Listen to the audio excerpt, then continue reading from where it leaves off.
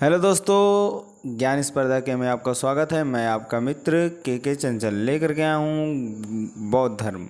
जी हाँ, एक नज़र बौद्ध धर्म पे डालेंगे जो हर परीक्षाओं से संबंधित है और UP TET, C TET, super TET, SSC, RRB और बहुत सारे एग्जामों में एक न एक क्वेश्चन गौतम बुद्ध के जीवन से परिचय से पूछ लिया ही जाता है।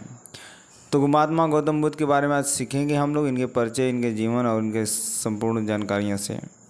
तो इनका जन्म लुम्बिनी में 563 ईसा पूर्व इक्ष्वाकु वंशीय क्षत्रिय शाक्य कुल के राजा शुद्धोधन के घर में हुआ था।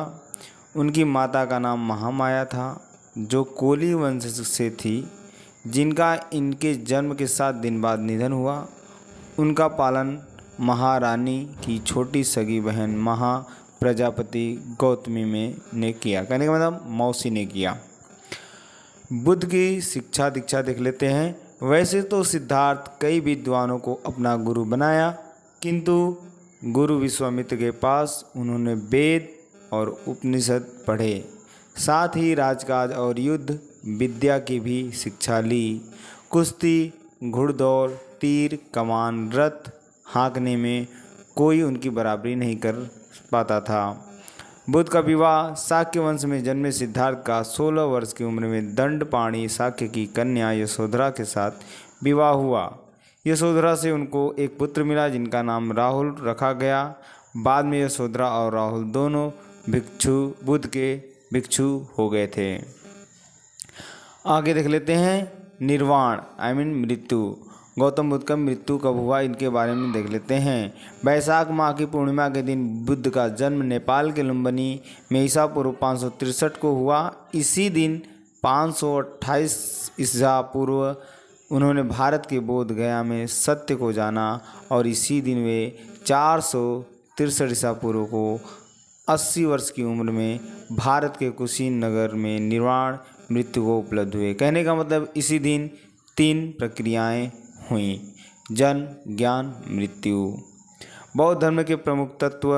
बौद्ध धर्म के मूल तत्व हैं 4: आर्य सत्य, अष्टांगिक मार्ग, प्रतीत्य, समुत्पाद, अव्याकृत प्रश्नों पर बुद्ध का मौन, बुद्ध कथाएं, अनात्मवाद और निर्वाण।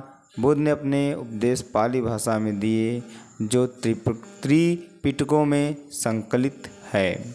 त्रिपिटक, सुत्पिटक, अभिधम्म पिटक उत्पिटकों के अंतर्गत उपग्रंथों की विशाल श्रृंखलाएँ हैं। कहने का मतलब इनके पास बहुत सारी श्रेणियां हैं।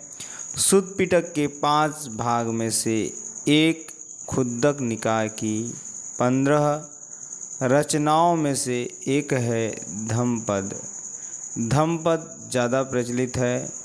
धम्मपद में बताया जाता है कि व्यक्ति को किस रास्ते पे चलना चाहिए, क्या क्या नहीं करना चाहिए और क्या क्या करना चाहिए, सारा चीज़ों का वर्णन धम्मपदों में बताया जाता है। आगे देख लेते हैं। त्रिपिटक बौद्ध धर्म का ग्रंथ है।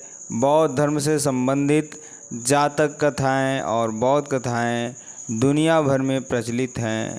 त्रिपिटक के आधार पर शिक्षा, ज्ञान, विज्ञान, खगोल आदि संबंधी लाखों ग्रंथ थे, जिनको आक्रांताओं ने तक्षशिला और नालंदा विश्वविद्यालय के विध्वंस में जला दिया। कहने का मतलब है बहुत लोग इंडिया पे राज करने आए और वो बहुत सारी किताबों को जला दिया। भगवान के जीवन काल में समग्र बुद्धवाणी इन 9 भागों में विभाजित की गई थी। पहला सुत्त, दूसरा गेयम, तीसरा वैयाकरणम, चौथा गाथा, 5वां उद्दानम, 6वां इति उत्तकम, 7वां जातकम, 8वां अम्बुद्धम्मम, 9वां विदल्लम। संभवतः इन्हीं को भगवान ने धम्म, विनय और मातिका कहा और आगे चलकर संभवतः यही सुत्तपिटक, विनय पिटक, अधिधम्म पिटक के नाम से संपादित एवं संग्रहित हुए। पुनश्च बौद्ध धर्म ग्रंथ बुद्ध ने अपने उपदेश पाली भाषा में दिए, जो त्रिपिटकों में संकलित है।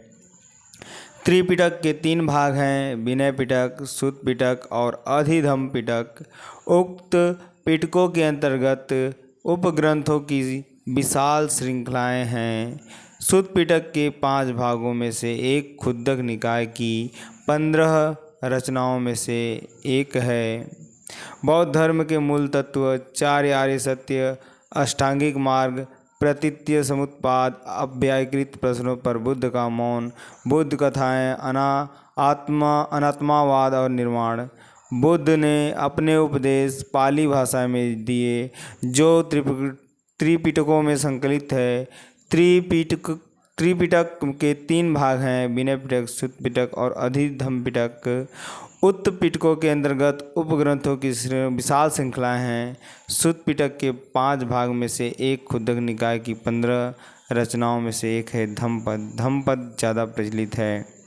तो कहने का तात्पर्य है दोस्तों कि बौद्ध धर्म, हाँ, धम्मपद पहले से विद्यमान था, लेकिन उसकी जो पांडुलिपियाँ प्राप्त हुई हैं वे 300 ईसा पूर्व की है। भगवान बुद्ध के निर्वाण देहांत के बाद प्रथम संगति राजगृह में 483 ईसा पूर्व हुई थी।